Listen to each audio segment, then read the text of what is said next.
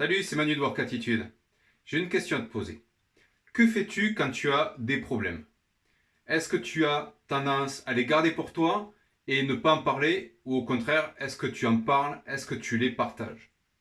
Il y a pas mal d'années, j'avais tendance à garder pour moi tous mes problèmes et je finissais par vivre avec un poids énorme sur les épaules. Là, le stress s'accumule et petit à petit, on finit par s'enfermer sur soi sans aucune solution. Alors, pourquoi fait-on ça? Pourquoi garde-t-on autant ces poids, sachant à quel point c'est délétère pour nous?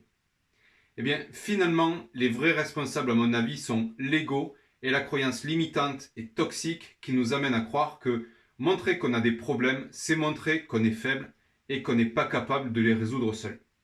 Le jour où j'ai travaillé cette croyance limitante, j'ai pu commencer à partager mes problèmes parce que je ne ressentais plus ce frein de attention, je vais montrer mes faiblesses. Ça a tellement été libérateur qu'à partir du moment où j'ai commencé à les partager, eh bien c'est devenu presque addictif, tellement j'y trouvais des bénéfices. Par exemple, ça m'évacuait tout mon stress. Alors que j'avais plutôt tendance à somatiser et à me sentir mal, je pouvais maintenant exprimer et mieux comprendre les émotions que je ressentais. Et ça me permettait de mieux relativiser et de prendre beaucoup plus de recul, de me rendre compte même parfois que le problème en fait n'en était pas un. Et le plus important, c'est que avant, les problèmes restaient sans solution et en discutant, chaque problème a commencé à se résoudre. Parce que les solutions finalement venaient toujours des personnes à qui j'en parlais. Et suite à cela, j'ai commencé à mieux cibler mes interlocuteurs et mes problèmes se sont résolus de plus en plus vite. Et de façon presque magique parfois parce que la solution pouvait venir de façon complètement inattendue. Et pour donner un exemple, un jour je discutais avec une personne de manière totalement fortuite. On parlait de la pluie et surtout du mauvais temps. Et je lui racontais que je n'arrivais plus à travailler dans mon bureau parce qu'il faisait trop froid à cause de la clim qui venait de rendre l'âme 15 jours plus tôt. Et cette personne m'annonce tout d'un coup que son mari travaille dans les climatiseurs et qu'elle va lui demander ce qu'il peut faire.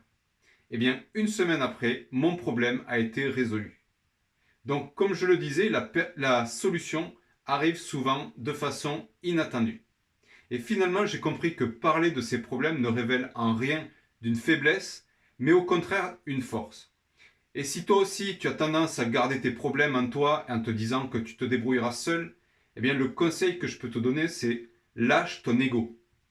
Pose-toi la question, pourquoi je ne veux pas en parler? Qu'est-ce qui te freine intérieurement? Et si tu arrives à répondre à cette question, eh bien je te garantis que tu solutionneras un grand nombre de problèmes et que tu ne le regretteras pas. Tu verras que la vie, en réalité, devient beaucoup plus simple tout d'un coup.